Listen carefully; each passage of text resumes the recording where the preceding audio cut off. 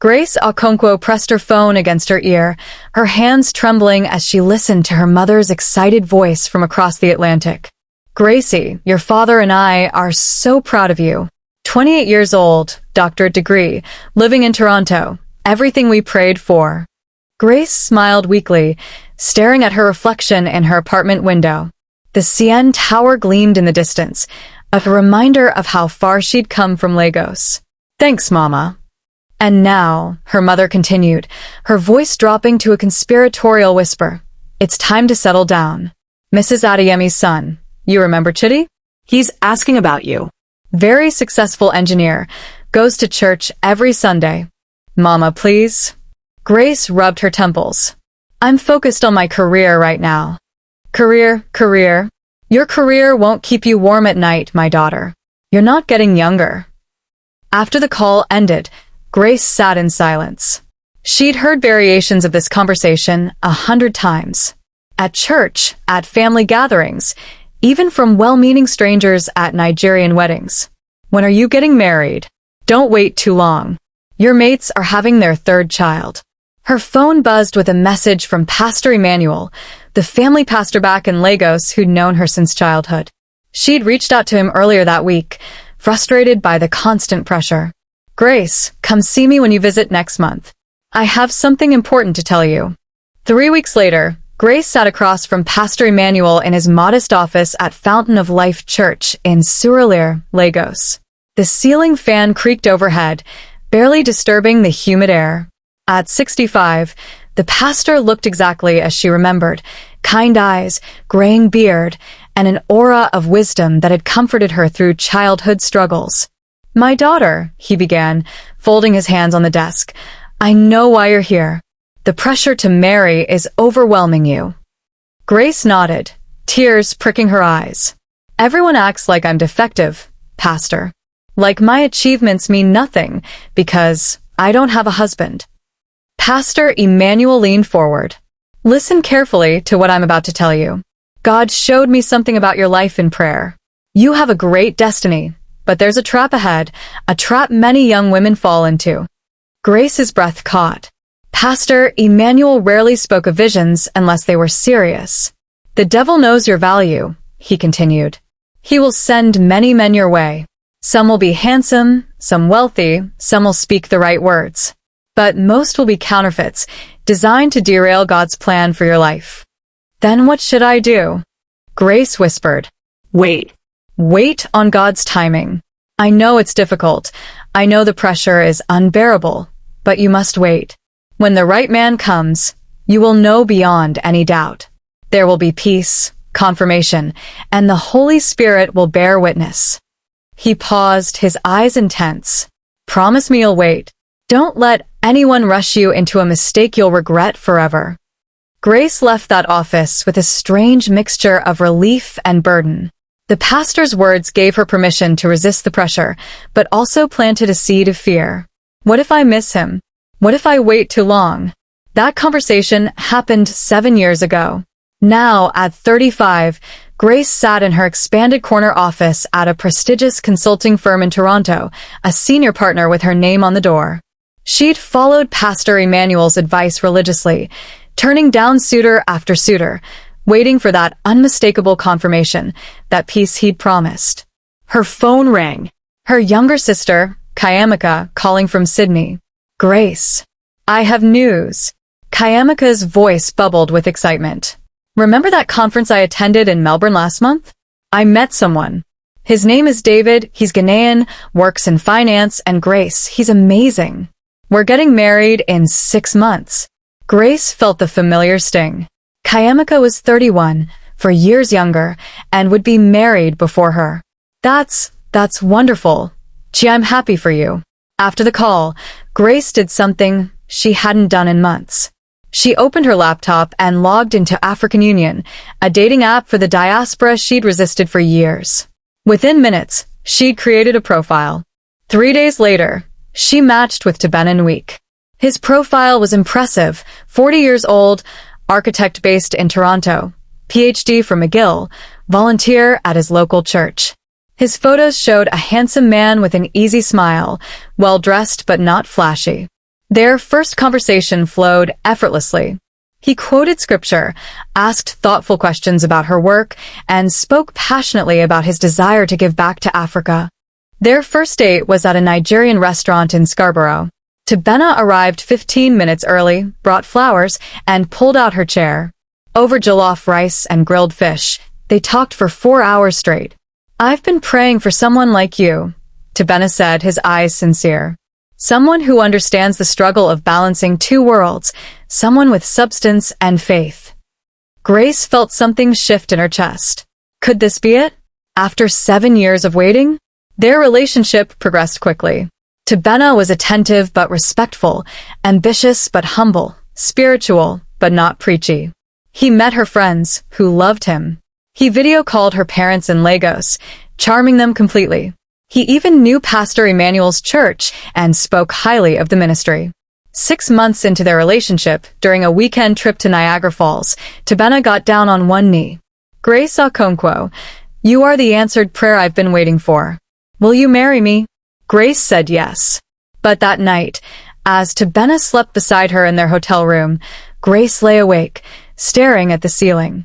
She waiting for the peace Pastor Emmanuel had promised, the unmistakable confirmation. It didn't come. Instead, there was only silence and a whisper of doubt she tried desperately to ignore. The engagement announcement on social media exploded with congratulations. Grace's phone buzzed constantly with messages from relatives she hadn't heard from in years, friends from childhood, and church members back in Lagos. Her mother called, weeping with joy. "Finally, my daughter. God has done it.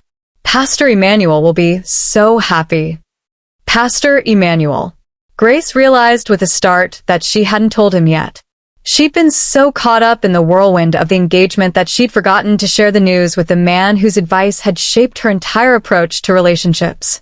She sent him a WhatsApp message with a photo of her ring. "Pastor, I'm engaged. His name is Tobenna Nweke. We're planning the wedding for next year." The reply came 3 hours later, unusually delayed for Pastor Emmanuel, who typically responded within minutes.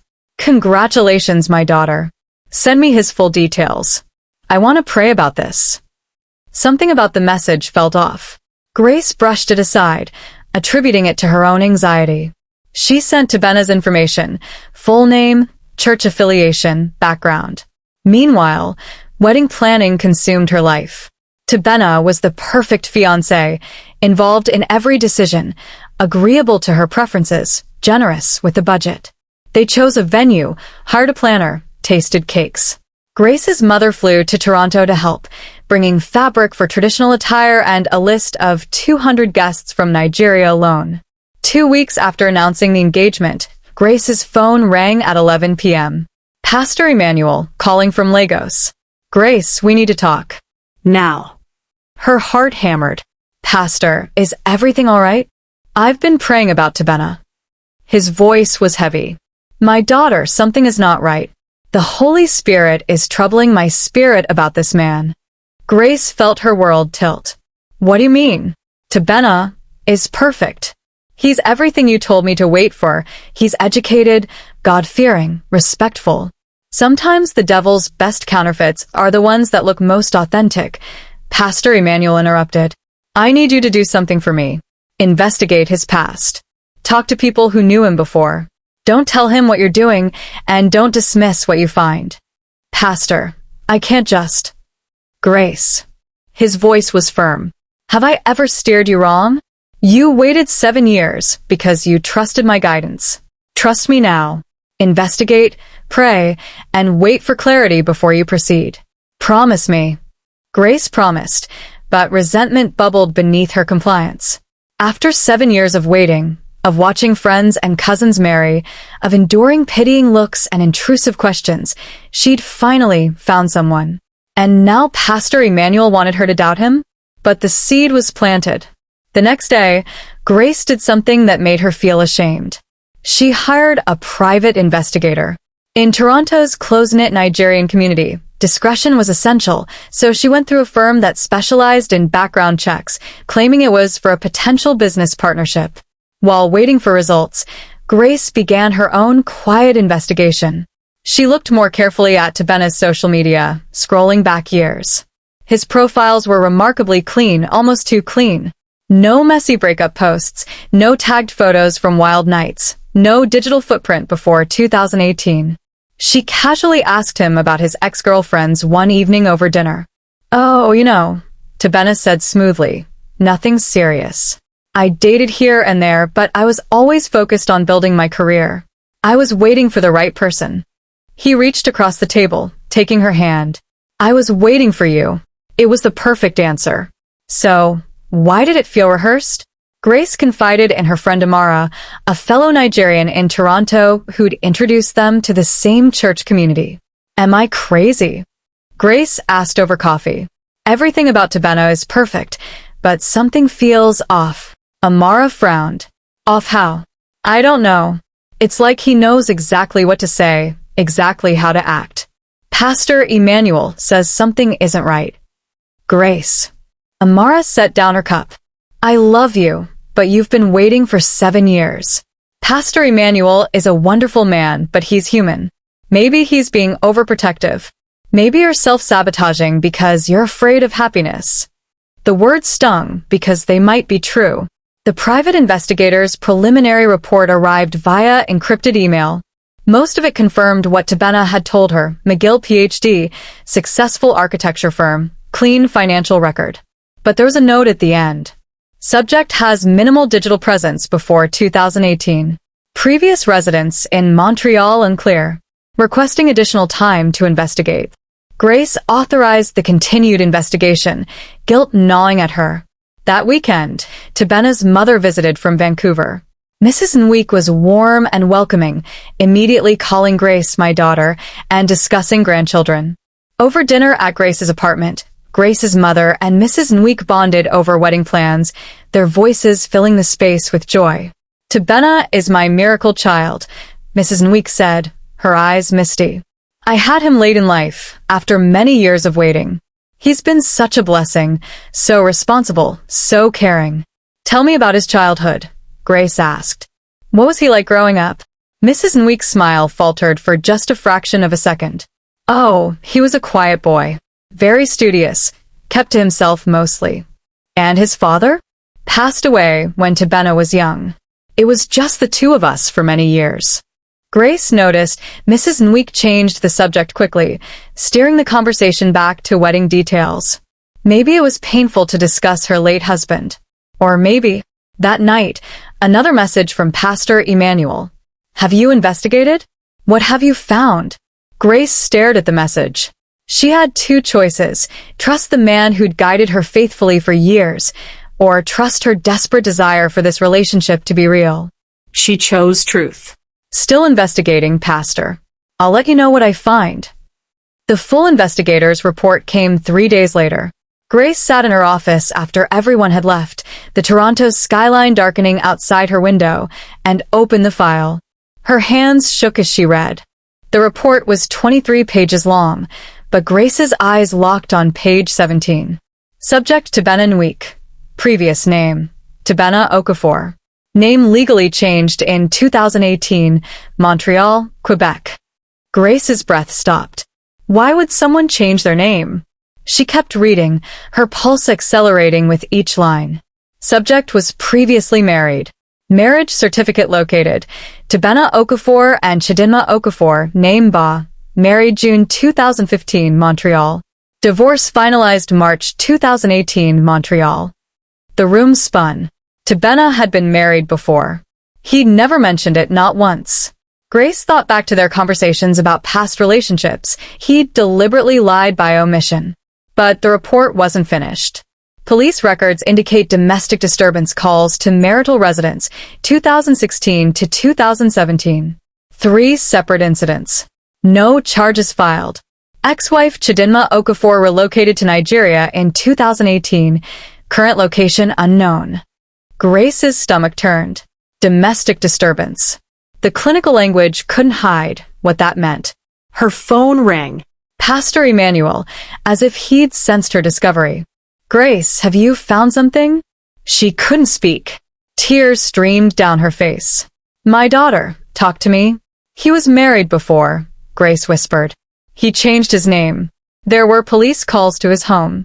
Pastor, what have I done? Listen to me carefully. Pastor Emmanuel's voice was calm, but urgent. You haven't married him yet. God is exposing this now to protect you. Do not confront him alone. Do you understand me? Do not be alone with him. But Pastor, maybe there's an explanation. Grace. A man who hides a marriage, who changes his name, who has police called to his home. This is not a man of integrity. This is not the man God has for you. You need to break this engagement, but you need to do it safely. Grace's mind raced. The wedding was 4 months away. Deposits had been paid. Invitations would be sent next week. Her mother was in Lagos buying fabric for 200 guests. Kayamika had already bought her bridesmaid dress in Sydney. How do I tell everyone? Grace sobbed. After 7 years of waiting, after everyone congratulated me, how do I tell them I was wrong? Better to face embarrassment now than danger forever, Pastor Emmanuel said firmly. Your life is more valuable than people's opinions. I'm flying to Toronto. Don't do anything until I arrive. After hanging up, Grace sat in her dark office, the investigator's report glowing on her screen. She needed to know more. She needed to understand who this man really was. She did something impulsive. Using the information from the report, she found Chidinma Okafor's mother on Facebook, Mrs. Ngozi Mba, living in Enugu, Nigeria. Grace sent a message, her hands trembling. Mrs. Mba, I apologize for this intrusion. My name is Grace Okonkwo. I'm engaged to a man named Tobenna, formerly Tobenna Okafor. I believe he was married to your daughter. I desperately need to speak with her. Please, if you can help me, I would be grateful. She didn't expect a response. It was midnight in Nigeria. But 15 minutes later, her phone rang. An unknown number with a Nigerian country code. Hello. Is this Grace? A woman's voice, thick with emotion. This is Chidinma. My mother just called me. You're engaged to Tobenna? Yes.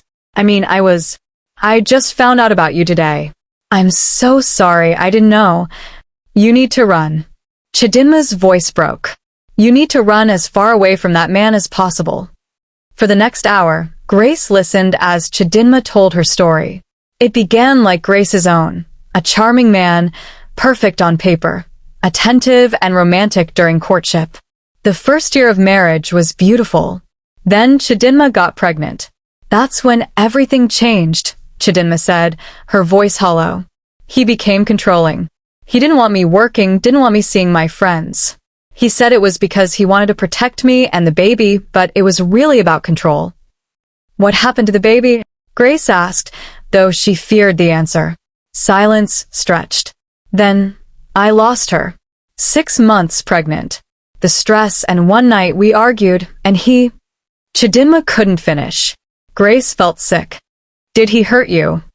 He would grab my arms, shake me, back me into corners.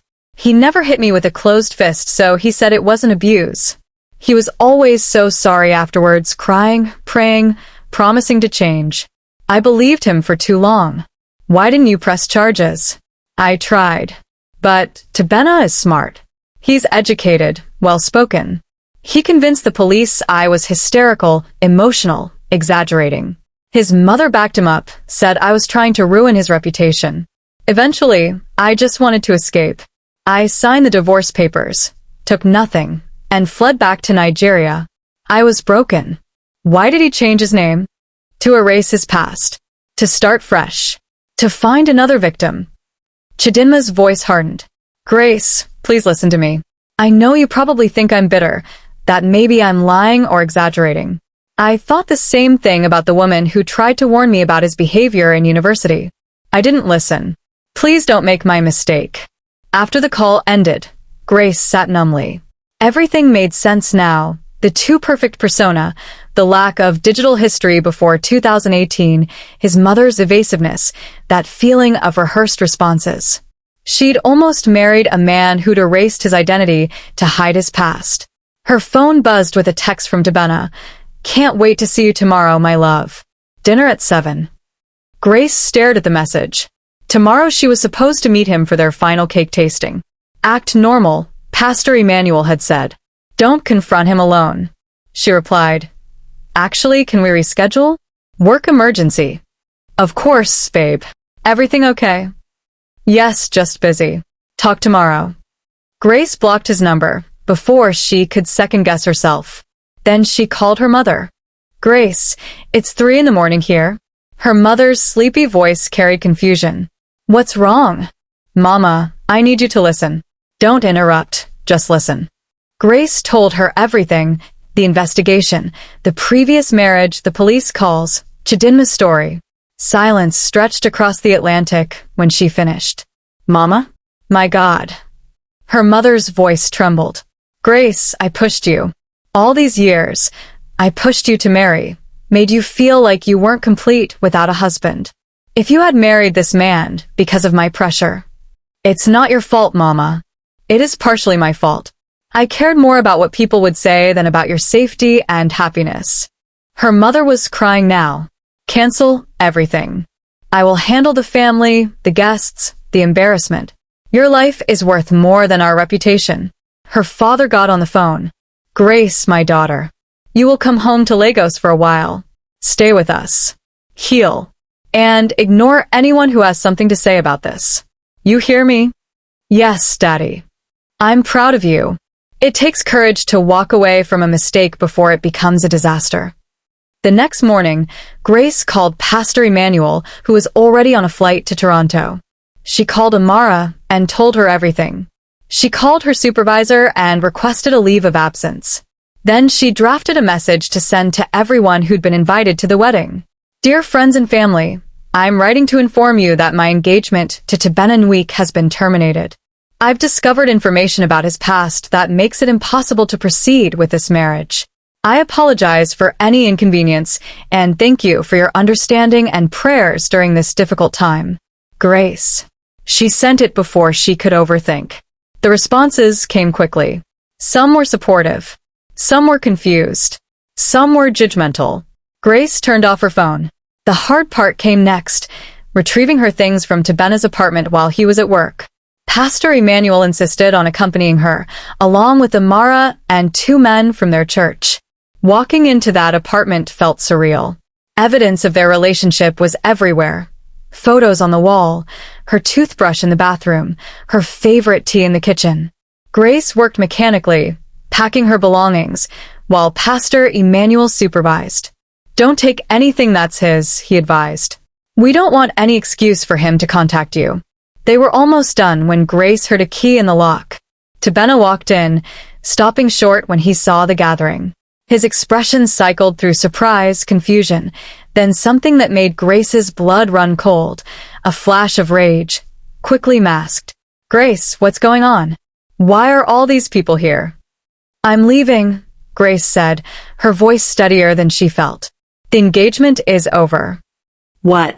Why? We can talk about this. I know about Tobenna. I know about the name change. I know about the police reports. Tobenna's face transformed. The charming mask slipped, revealing something darker underneath. Who told you these lies? Tobenna is crazy. She's a liar. I spoke with her myself. She's trying to ruin my life. Whatever she told you is exaggerated. Yes, we had problems, but every marriage has problems. I made mistakes. I was young, but I've changed. You lied to me about being married before. You changed your entire name to hide your past. That's not a mistake. That's deception. Tobenna took a step toward her. Immediately, the 2 men from church moved between them. Grace, please. Tobenna's voice changed, becoming the soft, pleading tone she remembered from their courtship. Don't throw away what we have because of my past. I love you. I've never loved anyone the way I love you. We can work through this. No. Grace picked up her last box. We can't.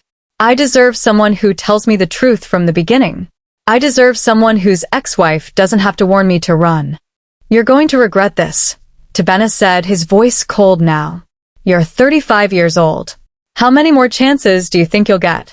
You'll end up alone, just like everyone predicted. The words were designed to hurt, to trigger the insecurities Grace had carried for 7 years. She felt Pastor Emmanuel's hand on her shoulder. Better alone than destroyed, Pastor Emmanuel said firmly. Grace, let's go. As they walked out, Tobenna called after her. No one else will want you, Grace. You're too old, too picky, too difficult. You'll be back. Grace kept walking. In Pastor Emmanuel's rental car, Grace finally broke down. 7 years of waiting, 6 months of believing she'd found the one. All of it collapsing in a single week. Why, Pastor, she sobbed. Why would God let me get this close to marrying the wrong person? Why wait 7 years just to nearly make a horrible mistake? Pastor Emmanuel drove in silence for a moment before responding. Grace, do you remember what I told you 7 years ago? That there would be many counterfeits, but you would know the real one by the peace and confirmation you felt. Grace nodded. Did you have that peace with Tobenna? Be honest. Grace thought back to the night of the proposal, lying awake next to him, waiting for confirmation that never came. No, she admitted. I wanted to have it. I convinced myself I had it. But no, I never felt at peace. The Holy Spirit was warning you from the beginning. But sometimes we want something so badly that we ignore the warnings. God didn't let you get close to a mistake. He saved you from one. If you'd married Tobenna, if you'd ignored every red flag and warning, only then would it have been a mistake. This. He gestured to her tear-stained face. This is a rescue. 3 months later, Grace sat on her parents' veranda in Lagos, watching the evening sun paint the sky orange and pink. She'd spent the time healing, reflecting, and reconnecting with who she was outside of the pressure to be married. Her phone buzzed. A message from an unknown number. Hi, Grace. My name is Dr. Kenneth Adeyemi. I'm a friend of Pastor Emmanuel. He mentioned you might be in Lagos and suggested we meet for coffee. No pressure, just a conversation between two people who love God and good Nigerian food. What do you say? Grace smiled but didn't respond immediately. Instead, she closed her eyes and prayed, really prayed, not the desperate prayers of someone looking for a solution, but the honest prayers of someone seeking guidance. She waited for the peace Pastor Emmanuel had promised. And for the first time in years, she felt it calm, clear, and unmistakable. Grace opened her eyes and typed her response. I'd like that. Thursday at 4 p.m. The answer came quickly. Perfect. See you then. Grace set down her phone and looked out at the Lagos skyline. She didn't know if Kenneth was the one. She didn't know when or if she'd marry. But she knew something more important. She knew how to wait for peace instead of settling for pressure. She knew how to listen to the warnings instead of dismissing them. And she knew that being alone was infinitely better than being with the wrong person. Pastor Emmanuel had been right about one thing. Waiting was difficult. But marrying wrong would have been devastating. Grace had followed the advice and waited years. She'd almost married wrong anyway. But in the end, the truth had set her free. Her mother came out to the veranda with 2 cups of Zobo. You look peaceful, my daughter. Grace smiled. I am, Mama. For the first time in a long time, I really am. Whatever happens with this Kenneth man, or doesn't happen, Grace interjected. Or doesn't happen, her mother agreed. You're going to be fine. You're already complete. A husband will be an addition, not a solution. Grace reached for her mother's hand. Thank you for learning that with me, Mama. They sat together as the sun set over Lagos. 2 women who'd learned that sometimes the greatest blessing isn't getting what you want, but being saved from what would have destroyed you. And somewhere in Toronto, a man named Tobenna Nweek sat alone in his apartment, already creating a new dating profile, already crafting a new story, already searching for his next victim. But Grace Okonkwo was no longer one of them. She was free,